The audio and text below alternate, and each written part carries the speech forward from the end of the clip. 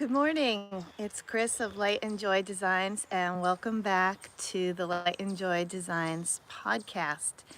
This morning, I'm going to be showing you 8 different light and easy cowls, lightweight and easy cowls that you can make. 5 of them are regular crochet and 3 are Tunisian crochet. And then at the end, I'm going to share with you something I learned this week for making life a little better and easier. If you are joining me, please give us a wave in the comments and say hi. And if you are watching this later, watching the recording later, please also say hi in the comments and let me know which of the cowls are your favorites, which ones you think you might want to make, and what kind of yarn you might make them in. Give us all some ideas. So let's get started. I'm going to try and go from easiest to hardest, although none of them are really hard.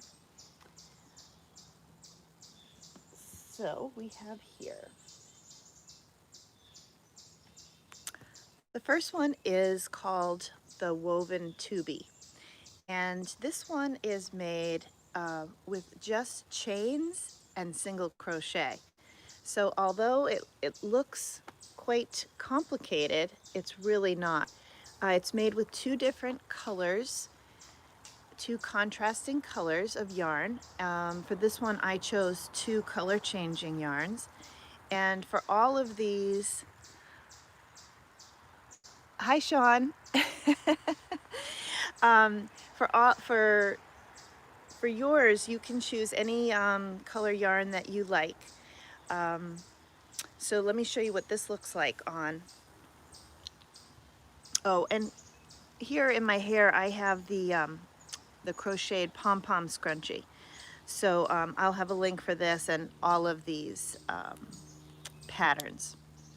So let's take a look at this one. I'll need to take this off.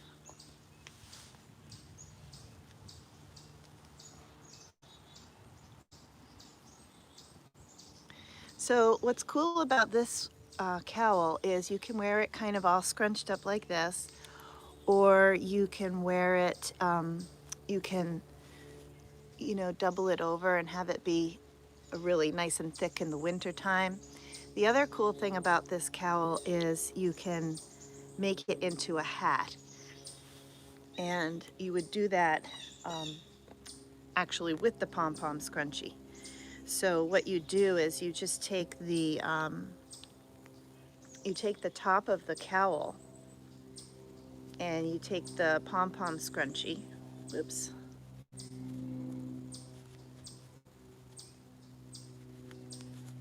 And I would use a different color. And then you fold up the bottom part of it into a brim.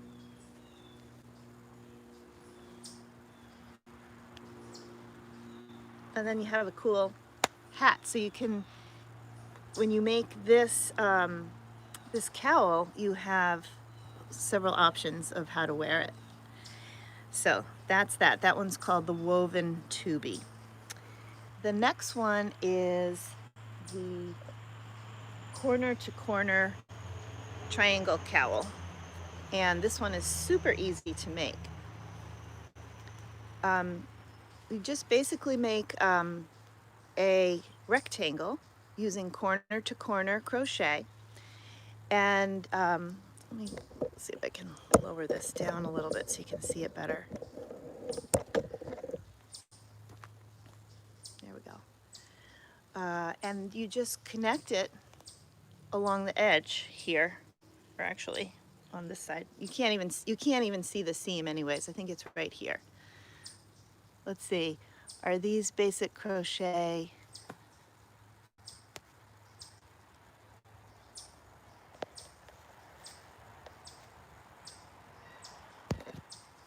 For some reason, I couldn't see your question, Sean.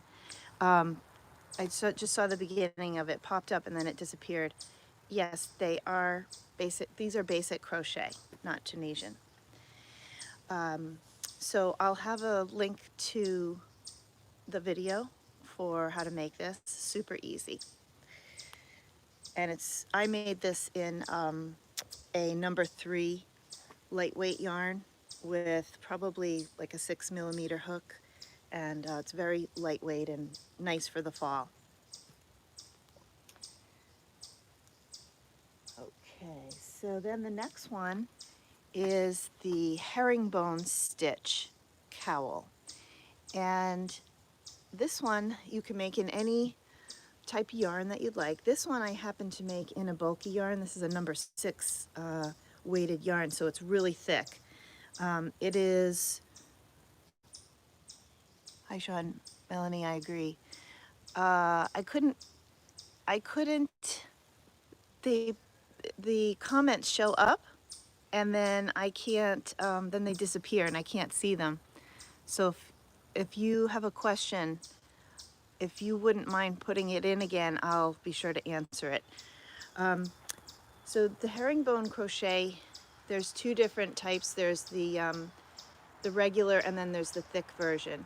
And it gives you kind of a very similar look to the knitted herringbone, if you've ever seen that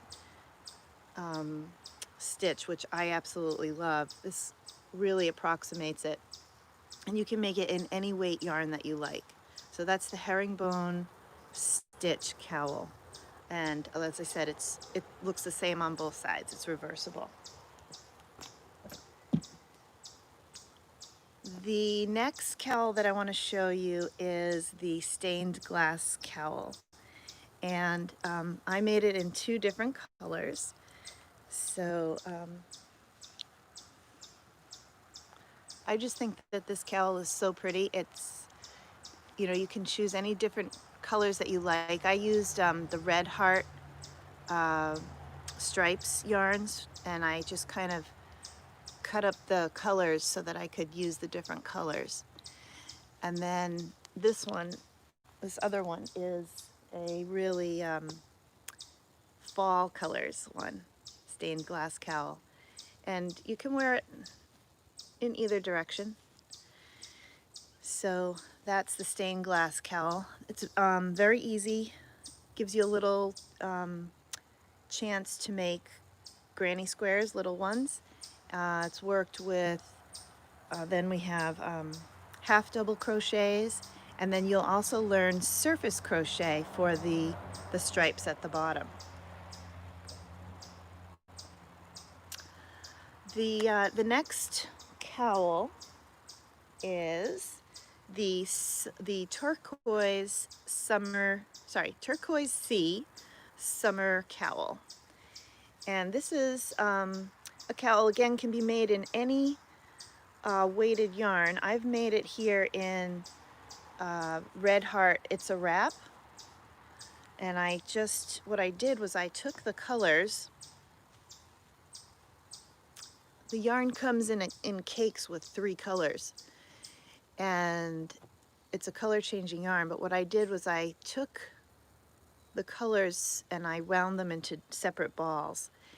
And then I made my own fade by working it in 2 strands at a time, because this yarn is, it's like really thin. It's like a number 1 weighted yarn, and I use 2 strands. And if I come up close, you might be able to see that I started out with 2 strands of the same color here. Then I went to 1 strand of this color and 1 strand of this color here, where it's like a fade. And then, you know, solid color, faded color, and then solid color. And this is actually a pretty easy cowl to make, and it's just really pretty. Adds a nice little touch, you know, if you want to add something to what you're wearing. Okay, and oh, and here's another one that I made. Is that the documentary colorway? It might be. I can't remember, but I will have a link to that pattern that's on my website, and in that post it'll tell you the exact colorway that I used. This one was made in a red heart yarn, and the colorway on this is also listed on the I love it, but it's fiddly. Sean says yes. Working with those yarns is fiddly, especially in the beginning. But what I found is that when you start out and you are working with a particular yarn that you're not used to, if you just kind of keep going with it, you will eventually your hands get used to it and you kind of figure it out. So this one is actually discontinued yarn, and I'm kind of sad about that because it's so colorful. It was like a kind of like a kid's yarn, but you can probably still get it. You know, people have these yarns in their stash on Ravelry or on Etsy or eBay. So if you like this yarn, you can still get it, even though it's out of stock. Okay, so now for some Tunisian cowls. I will start with the easiest one first. This one is called the Scarfy Cowl, and it's actually a set. The pattern and video tutorial show you how to make the cowl and a matching hat, which I don't have here, but it looks pretty much the same as this, and it's bunched up at the top here. But it also has like a brim. And this one is just made with 3 different Tunisian stitches. So, even if you're brand new to Tunisian, this is a very doable project because I walk you through step by step as if you are brand new to Tunisian. Yes, this is Scarfy yarn.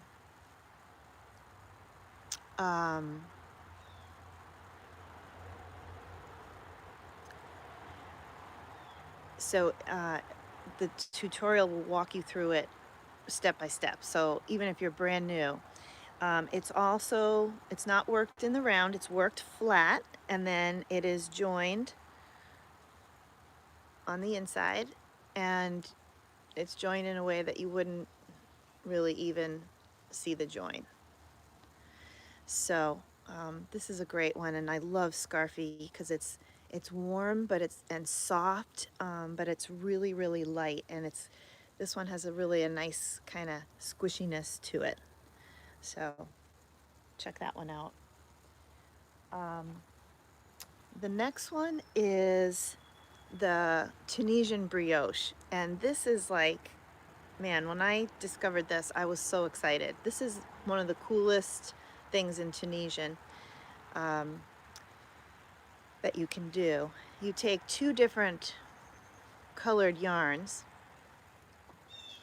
You can see in what I've chosen, I've got a color changing yarn, and I've got this solid color of the lavender. And on one side, one color is prominent, and on the other side, the other color is prominent. And you can do all kinds of things with this, but starting with the cowl is one of the easiest things you can make. So it's just worked flat, and then it's joined together at the end, very easy.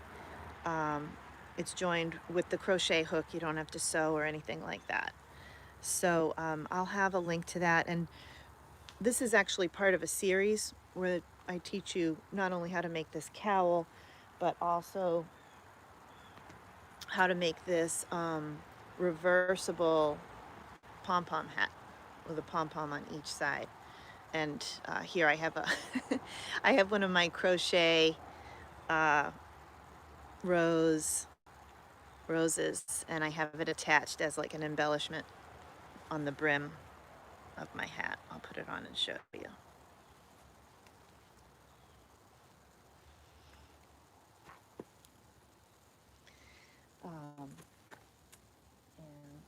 Actually, I didn't show you this one on.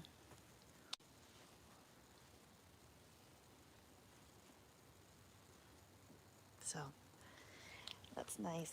And then the last one is called the Waterfall Cowl. And this one is, I love this one.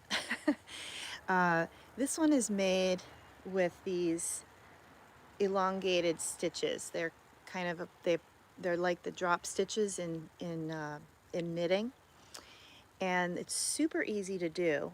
And it also features this kind of triangle piece, and that's worked in short rows. And if you've never done short rows, don't be afraid of that term. It's actually super easy. There's really nothing to it. This cowl is fun. Tunisian two-stitch, very fun. Yeah, it is. It's very fun, Tunisian. And Tunisian top. Thank you.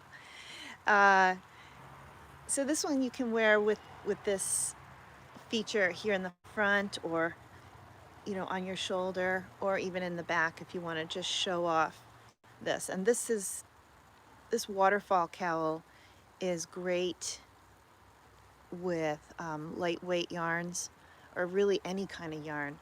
Probably more so with the lightweight yarns than a thick yarn, although you could try it with the thick yarn. I've also, if you go to this video and pattern, you'll see I also made it in some other yarns, like Lion Brand Ferris wheel, and that turned out really pretty. That one I gave away to my sister, so I don't have it here to show you. Something that's cool about this is on the reverse side you have kind of a whole nother look. So you get this kind of textured ridging when you wear it on the opposite side. And even the triangle feature looks really cool on the opposite side too. So I know in Tunisian they talk about the right side and the wrong side, and there is that traditional right side, wrong side, but for my preference, I think that both sides can have a really cool look. So check that one out too. And then lastly, well, first of all, thanks for joining me so far. And I'm going to be sharing these. Let's see, that would be nice in mandala too. Absolutely. Yeah, that would be a great choice for that, because it's worked back and forth this way. So yeah, so would you'd have your striping would be vertically like it is here. So I'm also, each time I'm going to be doing one of these podcasts, I'm going to share one little thing with you that I have learned that is helping to make my life better, in the hopes that you might find some value in it also. So this morning I was doing some meditating and thinking about things that I find kind of, they get me. So something presents itself, somebody says something, and I know a lot of people refer to it as being triggered, right? And, I feel like, oh, I don't want to do that thing, or I don't want to deal with this issue, or whatever. And, another challenging situation is like when I think about my goals, sometimes I get kind of very revved up inside, thinking about, all the things that I want to accomplish, whether it's, with my crochet, or just my home needs to be cleaned and, and tidied up. And so what happens is when I think about those goals, I kind of contract on the inside, and I get kind of a stress response, the beginning of it. And as the day goes on, that stress gets tighter and tighter and tighter, so that by the end of the day, I'm like, you know, exhausted, cranky, tired, and, you know, frustrated and wanting to go to sleep and saying, oh, let's start over tomorrow. So this morning I did a meditation where I said, okay, what is it that I want to be true in my life? And what I want to be true is I want to feel at peace no matter what's going on. I want to feel like even when the toughest things are happening around me, that I can be at peace, because I want, you know, life is never perfect. So I want to I want to choose how I feel in any given moment. So I kind of came up with this mantra of I choose peace in this moment, no matter what's going on. I choose to be content in this moment, no matter what's going on. And I choose to feel free, that feeling, that quality of freedom, no matter what's going on, even if I'm having to do things that I don't want to do, or deal with situations that I don't want to deal with. So what I did was I kind of went through that mantra several times in my mind, and then I imagined, you know, situations that tend to make me feel stressed, like thinking about the large task of cleaning my home, or you know, certain interpersonal interactions that get me stressed. And I thought, okay, when those things come up, what I want to do is go back to my mantra that I choose to feel peace in any given moment, that I choose to feel content and happy, even not, maybe not happy, but content, satisfied in this moment, no matter what's going on. And I choose to feel free no matter what's going on. I'm always free inside with my thoughts. I'm always free. You know, nobody can actually touch the essence of me inside. And all of this kind of came from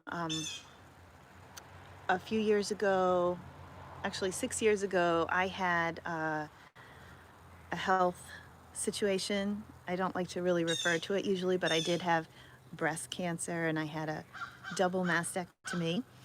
And one of the gifts of that experience was that I got real clear about what was important in life, because from my perspective, one of the contributing factors was the stress that I was creating inside of myself.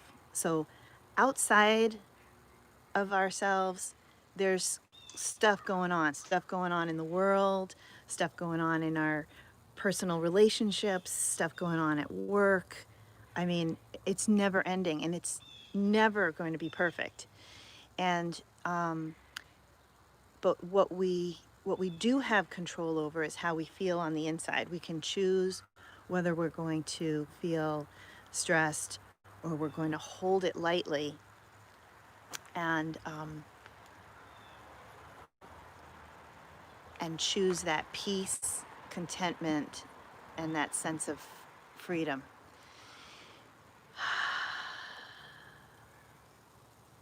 And thank you, Sean. Yeah, that's what I'm trying to do, is to choose something positive with this mantra, and instead of reacting to what's around me, being intentional about how I want to feel. Now, so when I went through that health experience, it was crystal clear what I needed to do, what I needed to change. And I've really kept that for a long time. But what I've found is that as time has gone on, I've started to go back to my old, you know, kind of really ingrained, conditioned habits. And so I'm going back to my mantras, which is what I used when I first had that health experience. And it really, really works. And you can, because I've done it, you really can have that feeling of peace, contentment, and feeling of freedom no matter what's going on if you cultivate it all the time. You know, normally we are cultivating stress. We're cultivating, I don't want to do this, or, oh, I'm never going to finish this task, or I'm always striving to get, you know, to the top of the mountain, and then you get to the top and you realize it's not even the top, there's another top, you know. So it's really about being peaceful along the whole journey. So anyways, if that helps you, use it, and if it doesn't, that's okay too. So thank you so much for joining me today. Please let me know what you think about anything that I talked about today, and thank you, Sean, for all your comments, and and we'll see you again soon. There'll be a really cool pattern coming up this week, and I can't wait for you to see it. Thanks, and bye-bye.